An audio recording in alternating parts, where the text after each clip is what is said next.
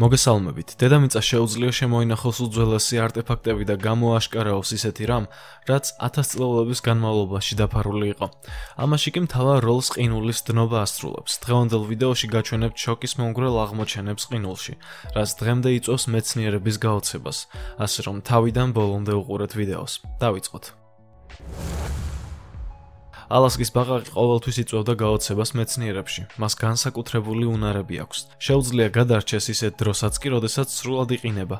იმ დროს, როდესაც ზამთრის პერიოდში ტემპერატურა 0-ზე ნაკლებია, ბაყაყები შენელებულ ცხოვრებას იწყებენ. მათ სხეულში მეტაბოლიზმი ნელდება, გული ჩერდება და სრულად იყინება სხეული.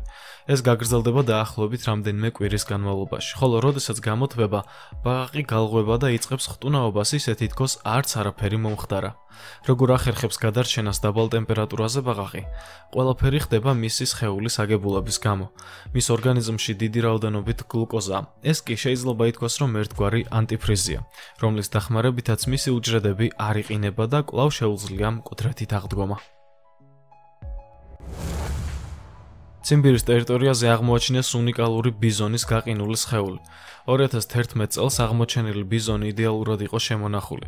ეს აღმოჩენა უნიკალური გახლდათ, რადგან აღნიშნული სახეობა სტეპის ბიზონი დიდი ხანია ჩვენს პლანეტაზე გადაშენებულია და აღარ არსებობს. ისინი ჩვეულებრივ ბიზონებზე თითქმის ორჯერ უფრო დიდები იყვნენ და ამ აღმოჩენამ საშუალება მისცა მეცნიერებს კიდევ უფრო კარგად შეესწავლათ ეს უძველესი დედამიწის ბინადარნი. როგორც სახეობა სტეპის ბიზონი ჩვენს პლანეტაზე დაახლოებით 1000 წლის წინ გადაშენდა. ამ აღმოჩენამ საშუალება მისცა მეცნიერებს დაედგინათ არა მარტო ის თუ დაახლოებით რა პერიოდში ცხოვრობდა ბიზონი, არამედ ის თუ რით იკვებებოდა, რადგან საკვები, რაც ბოლოს მან ჭამა, იდეალურად იყო შემონახული მის კუჭში. ციმბირის მამონტი. 2010 წელს ციმბირის ტერიტორიაზე აღმოაჩინეს მამონტი, რომელიც გაყინული იყო მრავალი საუკუნის განმავლობაში. აღმოჩენილ მამონტს მეცნიერებმა იუკა უწოდეს. უძველესი მამონტი დედამიწაზე უამრავი წლის წინ ბინადრობდა. ერთ მშვენიერ დღეს ის ჩრდილოეთ ციმბირის უკაცრიელ გაყინულ ნიადაგში ჩაიჭედა და მუმიად იქცა.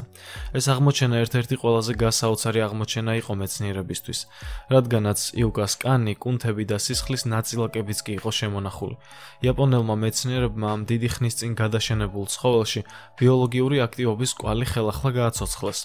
იუკას უჯრედის ბირთვები თაგვის კვერცხუჯრედებში განალაგეს. მოდიფიცირებული უჯრედთა გარკვეულმა ნაწილმა უჩვენა უჯრედული აქტივობა, რომელიც როგორც წესი წინ უსწრებს უჯრედის გაყოფას. როგორც დადგინდა, იუკა არ იყო ზრდასრული მამონტი. ამაზე მოწმობდა მისი შეფერილობა და კუნთების აგებულება. მეცნიერთა განცხადებით, მიუხედავად ამ შეზღუდული ბიოლოგიური აქტივობის სისუსტისა, თავად ის ფაქტი, რომ შესაძლებელი გახდა, რომ უჯრედის ბირთვები თაგვის კვერცხუჯრედში გადანერგეს, უკვე უმნიშვნელოვანესია და მიუთითებს, რომ უჯრედის ბირთვებმა ნაწილობრივ მაინც გაუძლო უდიდეს ყინვას რამდენიმე 1000 წლის განმავლობაში. ყინულის ხაფანგში უამრავი რამ ხდება. ეს შეიძლება იყოს უბრალოდ ცოცხალი უჯრედი ან უზარმაზარი ცხოველი, რომელიც დღეს გადაშენებულია. ანტარქტიდის გულში მეცნიერები ბურღავენ ყინულს და იქედან ნიმუშებს იღებენ.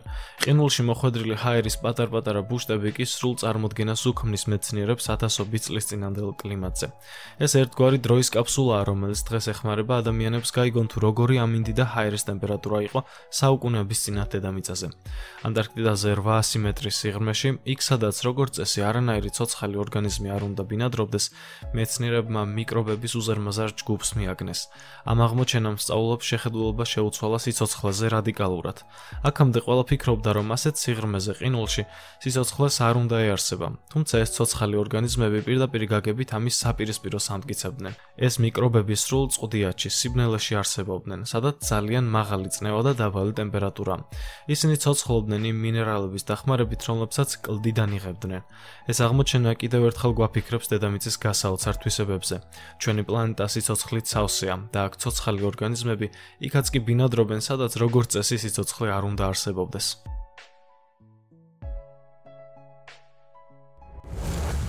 ყინულის უზარმაზარი საფარის ქვეშ ხვდებით ეკოსისტემას, რომელიც გამყინვარებამდე ერთ დროს საოცრად ლამაზი იყო და ყვაოდა. კანადაში გაყინული ტერიტორიის კვლევის შედეგად მეცნიერებმა აღმოაჩინეს მთლიანი ტყე, რომელიც ყინულის სქელი ფენის ქვეშ იყო მოქცეული.